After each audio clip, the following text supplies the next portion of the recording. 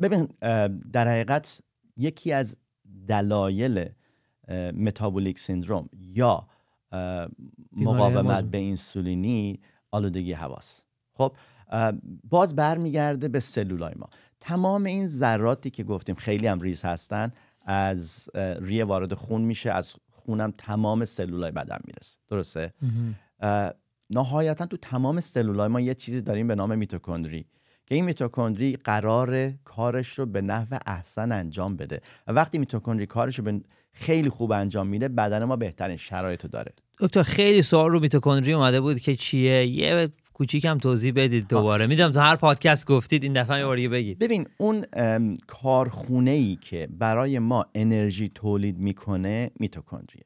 داخل تقریبا تمام سلولای ما غیر از گلوبولای قرمز ما میتوکندری داریم. حالا دیگه هوا اون کاربردشو منحل میکنه و مختل میکنه. آره دیگه ببین در حقیقت ما یه سری غذایی که قراره به بدنمون برسه و این غذا بره توی اون چرخه کربن به پایرویت تبدیل بشه و اونجا وارد این در حقیقت چرخه بشه و وارد میتوکندری بشه، اکسیژن لازم داره. اکسیژن خوب نمیرسه بهش. اکسیژنی که باید بهت برسه وقتی که هوا آلوده هست اونجوری که باید و شاید بهت نمیرسه.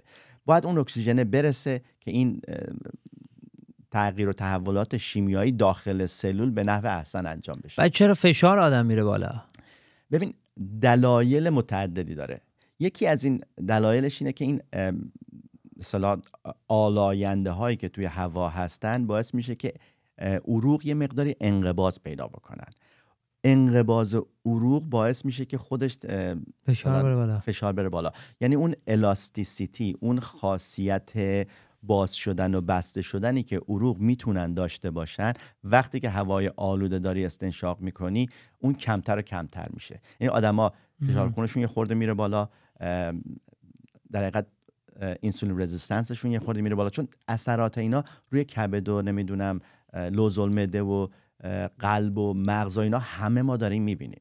خب بیماری‌های فراموشی، آلزایمر، نمیدونم تمام اینا توی این جوامع بالاتر و بیشتر میشه. بعد توی این داستان چقدر باید توی هوای آلوده باشی که بگی که حالا در معرض خطر قرار گرفتی؟ حالا اونایی که تو تهران زندگی میکنن یه بخشی تو خونن، یه بخشی میرن بیرون. حالا بیرون رفتن اول بگین، اینا که میرن بیرون چقدر باید بیرون باشن که دیگه در ریسک باشن؟ ببین حتی 2 ساعت تو توی هوای آلوده بمونی، این آلودگی هوا روی کروموزومت، روی دی ان ای تاثیر میذاره. افرادی که ریسک بالا دارن کیا هستن؟ خب همونجوری که توی اون چیزی که داشتی میخوندی، افراد که توی خطر هستن بچه‌هایی که سنشون کمتر از 5 ساله. خب اینا هنوز ریه‌شون اونجوری که باید و شاید ساخته نشده، درست نشده و وقتی که این ذرات وارد ریه‌شون میشه ممکنه یه تاثیرات بدی بذاره. یعنی که خیلی مستعدشون میکنه که بعداً آسم بگیرن یا اینکه بیماری ریوی پیدا کنن و حتی سرطان ریه پیدا کنن. خب اینا رو ما میدونیم که توی هوای آلوده حتما این بیماری‌ها بیشتر میبینیمشون. خب خانمایی که حامله هستن و این ذرات کوچولو از رحم رد میشه، از پلاسنتا رد میشه و وارد بدن بچه میشه، توی مغز بچه میره و قبل از اینکه جنین حتی نفس بکشه تمام این ذرات آلوده وارد بدنش شده. افراد بزرگسال یعنی بالای سن 65 سال اینا هم باز بیشتر در معرض خطر هستن، چون که باز مقدار مثلا بعد از 65 سال دیگه یه مقداری صدمه به ریه‌شون خورده. اونا دیگه مثلا یه ریه 20 ساله 30 ساله نیستن، در معرض خطر بیشتری هستن. کسایی که بیماری آسم دارن، بیماری تنفسی دارن، کسایی که COPD دارن، بیماری انسدادی مزمن ریوی دارن، کسایی که بیماری قلبی دارن، اینا تمام در معرض خطر هستن. و اینی که میگیم مثلا در دنیا 7 میلیون میمیرن، مثلا چه جوری میمیرن اینا؟ مثلا میرن بیرون تو خیابون یهو سکته میکنن؟ ببین چطور مرگی ایجاد میکنه؟ درسته. ببین یه سری چیزا رو ما میگیم کازیشن نیست، کورلیشنه. درسته. یعنی که این آلودگی هوا نهایتاً باعث این بیماری میشه که مرگ و میر رو زیاد میکنه. غیر مستقیم یعنی غیر مستقیم، چون مستقیم که مثلا نمیشه اینا رو خیلی مطالعه که مطالعات حیوانی شده و دقیقاً ما میدونیم، ولی مطالعات انسانی رو نمیشه این کار کرد که مثلا یه سری بذاری اگزوزو بذاری در خونهشون مثلا دود بهشون بدی ببینی چه جوری میمیرن. ولی وقتی که مثلا سازمان بهداشت جهانی این مطالعاتشو کرده، این اعداد و ارقام از اونجا اومده. تمام افرادی که توی دوران پندمیک مثلا مردن از کرونا کووید حدود 15 میلیون بود. خب 15 میلیون توی 2 سال. یعنی که ما هر ساله داریم 7 میلیون به خاطر آلودگی هوا جاهای مختلف کشته میشن و خیلی هم کاری براش انجام نمیدیم.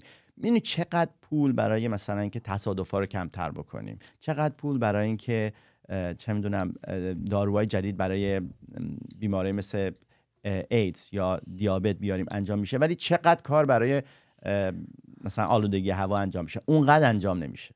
بستگی به منطقهش داره. من این سالی که چین بودم فوق‌العاده بود. 2019 که میرفتم همینجوری مثل تهران، اون شهرهایی که ما میرفتیم خیلی دود شدید و حس میکردی. الان و فقط با خودروهای برقی به نظر من تونستن اونو شاخصه به حدی بیارن پایین که خیلی تمیز بود. ببین کاملا اصلا من بچه که بودم حیف داشتم فکر میکردم که چرا یکی نمیاد ماشین برقی درست بکنه که به آرمچر رو نمیدونم چند تا باتری کار بکنه. یعنی برای من واضح بود که نهایتاً ماشین‌های برقی میتونن به ما کمک کنن.